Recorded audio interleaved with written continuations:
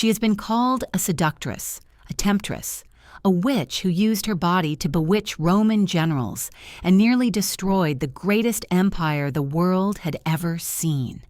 For 2,000 years, Cleopatra VII has been remembered as history's most dangerous woman, a cautionary tale about the corrupting power of Eastern decadence and female sexuality. This image has been repeated so often, in so many languages, across so many centuries, that it feels like established fact rather than interpretation. But this image is a lie, a deliberate, systematic, brilliantly executed lie created by one man for one purpose. And it worked so well that we still believe it today. The man was Octavian, the future Emperor Augustus, and his purpose was to justify a war of conquest by transforming a political rival into a monster. The real Cleopatra bore almost no resemblance to the creature he invented. She spoke 9 languages fluently and was the first Ptolemaic ruler to learn Egyptian. She wrote scholarly treatises on medicine and cosmetics.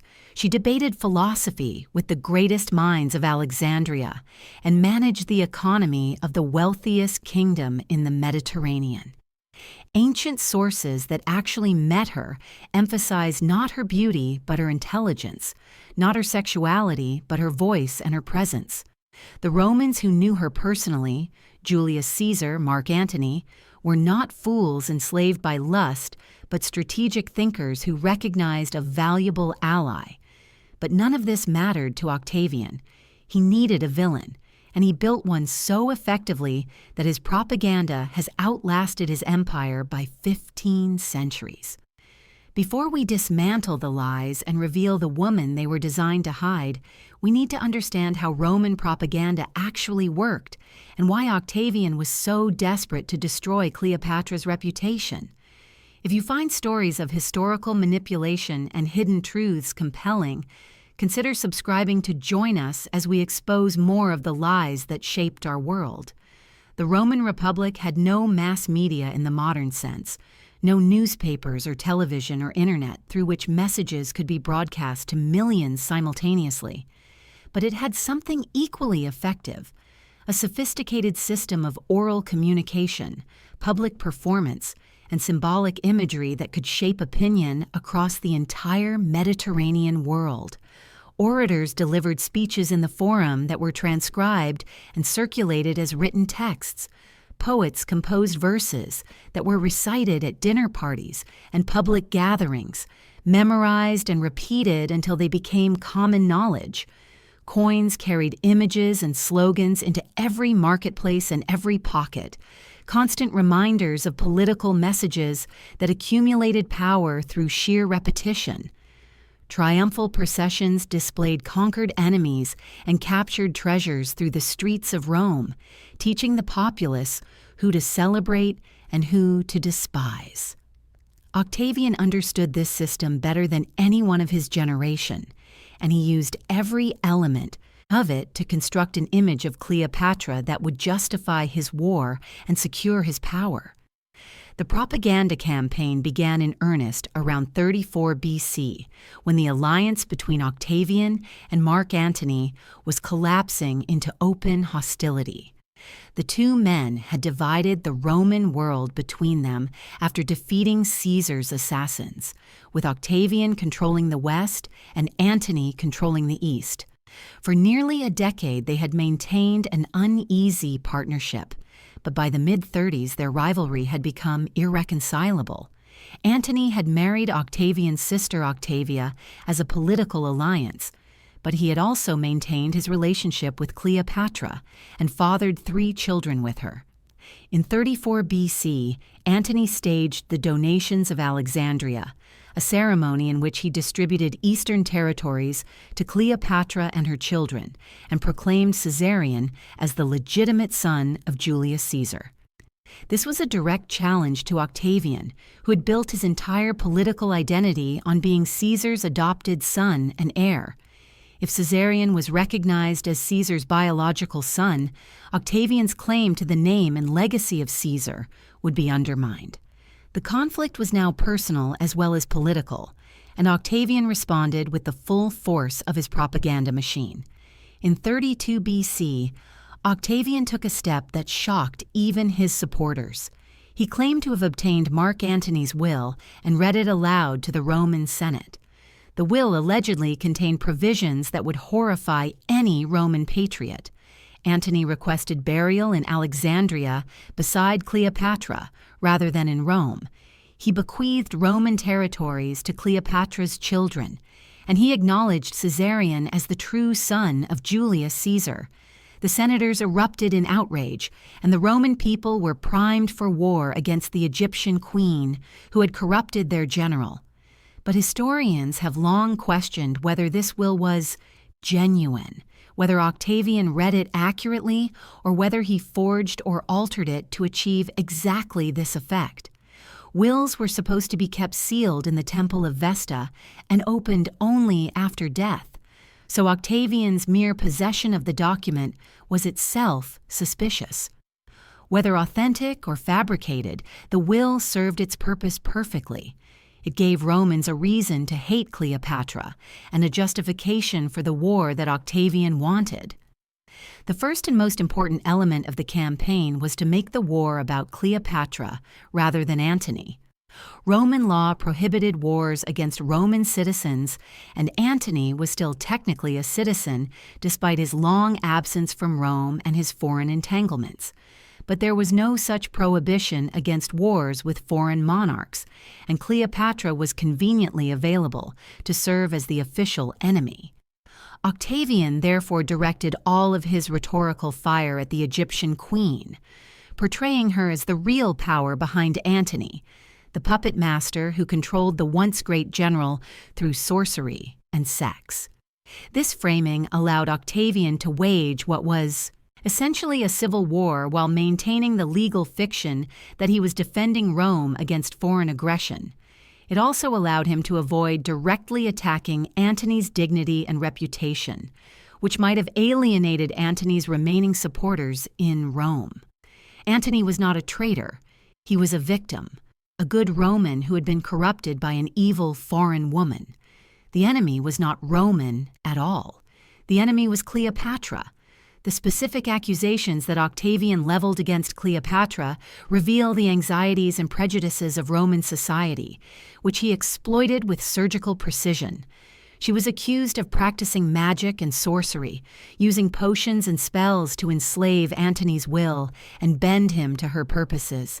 She was accused of insatiable sexual appetite, taking countless lovers and using her body as a political weapon. She was accused of decadence and luxury beyond anything acceptable to Roman values, hosting banquets of legendary extravagance, while Romans suffered from shortages caused by the disruption of Egyptian grain shipments. She was accused of religious perversion, allowing herself to be worshipped as a goddess in the Egyptian manner, claiming to be the incarnation of Isis, demanding divine honors that no mortal should receive. She was accused of planning to conquer Rome itself, to move the capital of the empire to Alexandria, to rule over Romans as a foreign despot with Antony as her puppet king. Every accusation was designed to trigger a specific fear: fear of the supernatural, fear of female sexuality, fear of Eastern corruption, fear of religious pollution, fear of foreign domination. Together, they painted a picture of an existential threat to everything Roman, a monster who had to be destroyed before she destroyed Rome. The poets of the Augustan age played a crucial role in spreading and legitimizing these accusations. Horace, Virgil, and Propertius were the most celebrated writers of their generation, and their works were read and recited throughout the Roman world. They were also patronized by Octavian and his allies, which meant their poetry reflected and reinforced the political messages that Octavian wanted to spread. Horace called Cleopatra a fatal monstrum, a fatal monster, and described her as a mad queen plotting the ruin of the capital with her polluted flock of diseased men. Propertius wrote of her demanding that Roman citizens bow to her servant and threatening to drape her mosquito nets over the statues of Roman generals. Virgil included a depiction of the Battle of Actium in the Aeneid that showed Cleopatra leading barbaric Eastern forces against the civilized Roman armies of Octavian, with Egyptian gods fighting against Roman gods in a cosmic battle between order and chaos. These poetic images were not presented as propaganda, but as literature, as art, as truth, captured in beautiful language. They entered the cultural bloodstream of the Roman world and stayed there, repeated and elaborated over centuries until they became the standard way of understanding Cleopatra and her conflict with Rome. The visual propaganda was equally sophisticated and equally effective. Coins minted by Octavian showed him as the defender of Roman values, often paired with images of victory or peace that implied his triumph over the Eastern threat. After Actium, coins celebrated the conquest of Egypt with the image of a crocodile, the symbol of the Nile, shown defeated and bound. The triumphal procession that Octavian staged in Rome after Cleopatra's death included an effigy of the queen with an asp attached to her arm, displaying the official version of her death as a kind of divine punishment. Statues and reliefs depicted Octavian as the restorer of order, the bringer of peace, the man who had saved Rome from destruction at the hands of the Eastern queen. These images surrounded Romans in their daily lives, in temples and public spaces and private homes, constant reminders of the narrative that Octavian had constructed. The message was inescapable and therefore became invisible, accepted as natural truth rather than recognized as political manipulation. One of the most insidious aspects of the propaganda was its transformation of Cleopatra's strengths into weaknesses, her virtues into vices. Her education became evidence of cunning and deception. Only a dangerous woman would need so much knowledge. Her linguistic abilities became tools of manipulation. She could speak to anyone because she wanted to deceive everyone. Her administrative competence became evidence of unnatural ambition. A proper woman would not want to manage treasuries and armies. Her diplomatic skill became seduction. When she negotiated successfully with powerful men, it could only be because she had slept with them. Every quality that would have been praised in a male ruler was twisted into evidence of female transgression, proof that Cleopatra was not merely an enemy, but an abomination. This rhetorical technique was devastatingly effective because it used Cleopatra's actual capabilities against her, ensuring that the more impressive she was, the more frightening she became. But what was the truth that this propaganda was designed to obscure? The real Cleopatra was so different from Octavian's monster that recovering her requires actively resisting 2,000 years of accumulated distortion. She was born in 69 BC into the Ptolemaic dynasty, the Macedonian Greek family that had ruled Egypt since the death of Alexander the Great. She was educated in the finest scholarly tradition of the ancient world, with access to the Library of Alexandria and the Mouseion, the research institution that made Alexandria the intellectual capital of the Mediterranean. She studied philosophy, rhetoric, mathematics, astronomy, and medicine, and she reportedly wrote treatises on various subjects that survived into the medieval period before being lost. Most remarkably, she learned to speak Egyptian, the language of her subjects, something that none of her Ptolemaic predecessors had bothered to do in 3 centuries of rule. This linguistic choice was politically significant.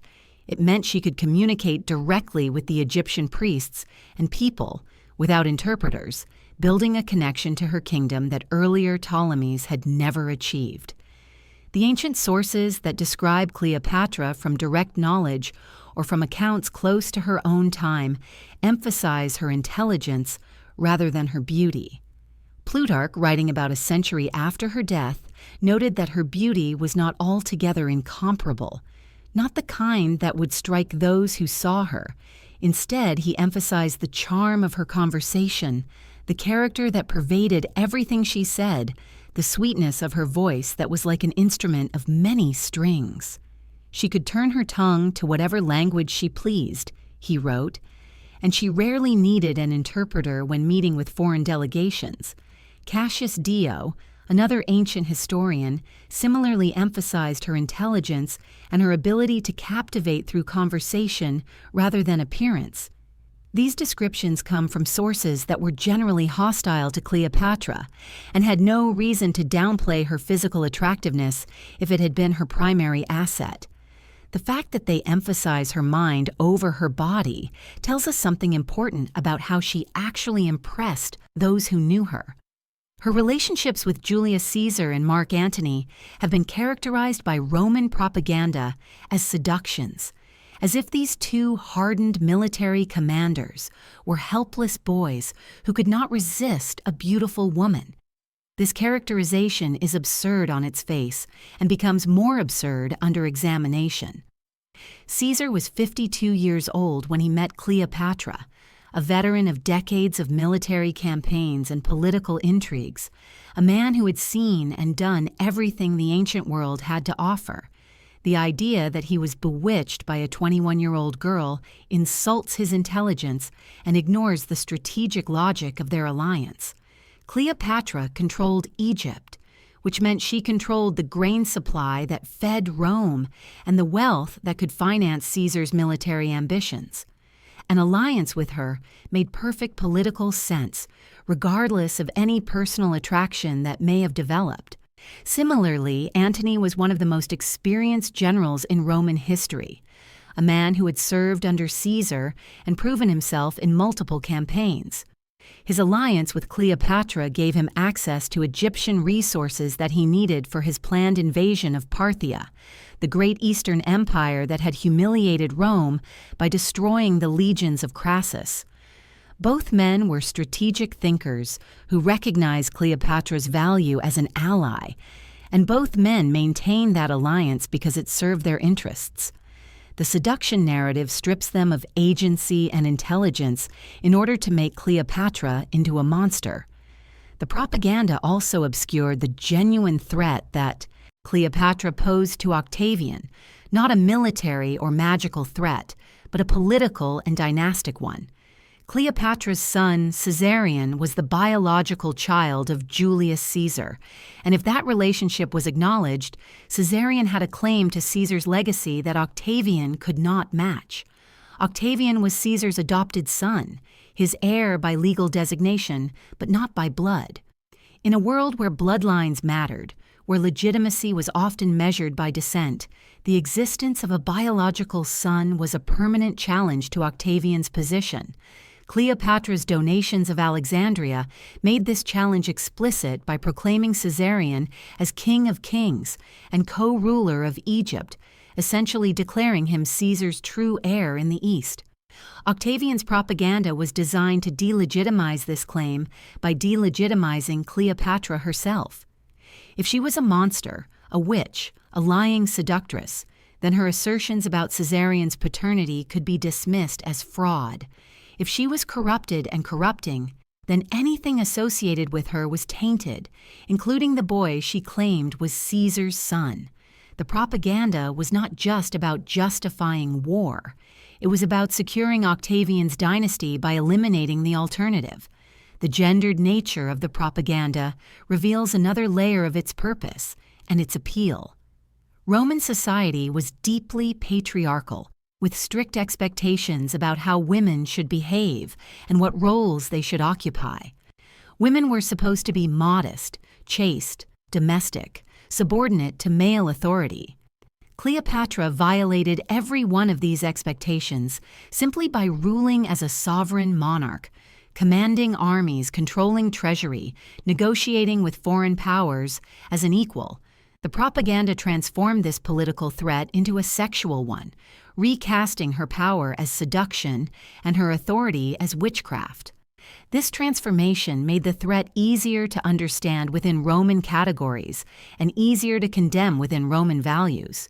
A powerful woman was disturbing and difficult to process, but a seductress was familiar and could be hated without confusion.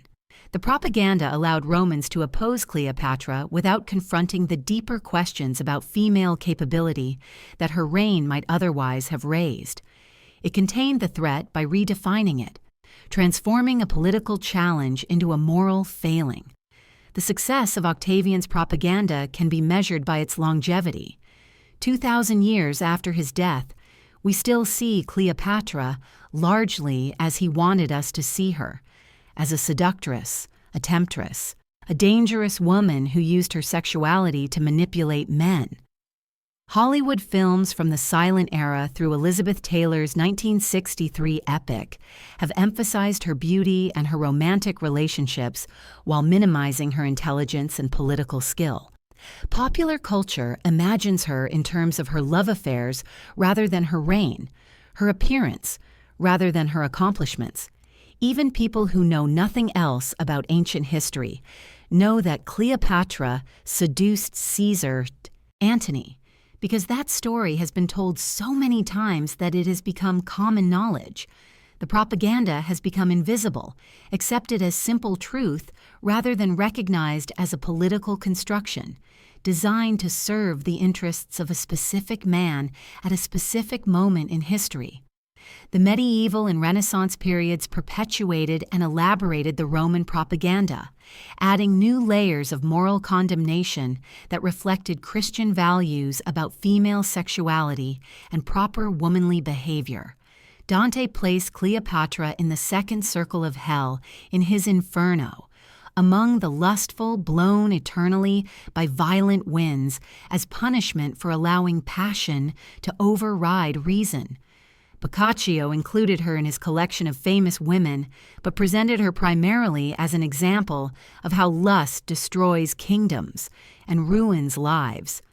Shakespeare's Antony and Cleopatra, while more sympathetic than many earlier treatments, still centers the romantic relationship and still portrays Cleopatra as manipulative and emotionally volatile.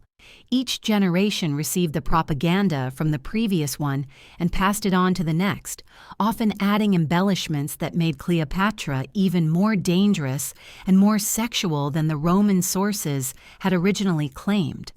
The lie grew with each retelling, accumulating weight and authority until questioning it seemed almost impossible. Recovering the real Cleopatra requires actively resisting this inherited narrative and looking at the evidence with fresh eyes.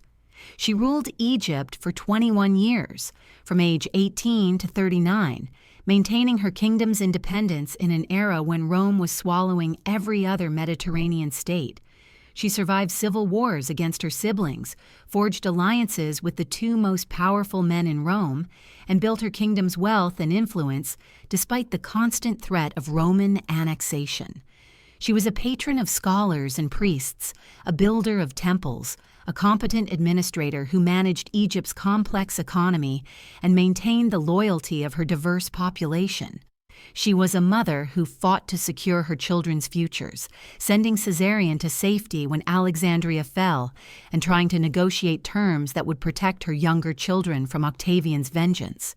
She was a woman who chose death over humiliation, planning her suicide with the same intelligence and determination that had characterized her entire life. None of these qualities appear in the propaganda version because they would humanize her and complicate the simple narrative of monster versus hero that Octavian required. The question of why the propaganda has lasted so long when other ancient lies have been forgotten is worth considering. Part of the answer is simply the effectiveness of the original campaign. Octavian was a genius of political communication, and he created a narrative so compelling and so internally consistent that it perpetuated itself through centuries of repetition. Part of the answer is the appeal of the story itself. Seduction and sorcery are more dramatic than diplomacy and administration, and a tale of a dangerous temptress is more entertaining than a biography of a competent queen. But part of the answer also lies in the continuing appeal of the propaganda's central message, its reassurance that powerful women are dangerous and unnatural and must be opposed for civilization's sake. This message has resonated across 2 millennia because patriarchal societies have found it useful, because it confirms existing prejudices and justifies existing hierarchies. The lie about Cleopatra has survived because it serves purposes beyond the original political context, because it tells a story that many people want to believe. The damage done by this propaganda extends beyond Cleopatra herself to affect how we understand the ancient world and how we think about gender and power. By accepting Octavian's version of events, we lose access to a remarkable woman who ruled one of the great kingdoms of antiquity during one of the most turbulent periods in Mediterranean history. We also reinforce a pattern of dismissing female leaders as manipulative seductresses rather than recognizing their intelligence and capability, a pattern that has affected women in power from Cleopatra to the present day. The propaganda was designed to contain a specific threat at a specific historical moment, but its effects have rippled forward through time, shaping attitudes and expectations that continue to limit how women are perceived when they seek or exercise power. Dismantling a 2,000-year-old lie is not easy, and it may never be fully accomplished. The propaganda has been built into our culture so deeply that it shapes our imagination before we even become aware of it. But we can at least recognize it for what it is: not truth, but construction; not fact, but manipulation; not history, but politics.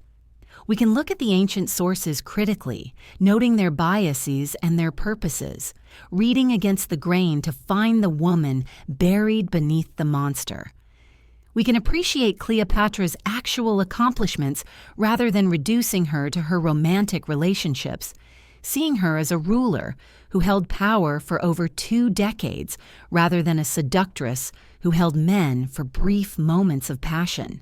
We can recognize Octavian's brilliance while refusing to be fooled by it, admiring the craft of his propaganda while rejecting its content. The lie he told was one of the most successful in human history, but it was still a lie, and after 2,000 years, we can finally begin to see through it to the remarkable woman it was designed to destroy. The real Cleopatra was not a monster or a seductress. She was a queen. Intelligent, educated, multilingual, politically sophisticated, personally courageous. She ruled Egypt through civil wars and foreign invasions, maintained her kingdom's independence against overwhelming pressure, and died by her own hand rather than submit to humiliation. She deserved better than the reputation Octavian gave her, and she deserves better than the continued repetition of his lies. The propaganda machine that he built was one of the most effective in ancient history, but its time should finally be over. We have the ability to see through it, and we have the responsibility to do so. Octavian won the war and wrote the history, but history does not have to remain written in the same way forever.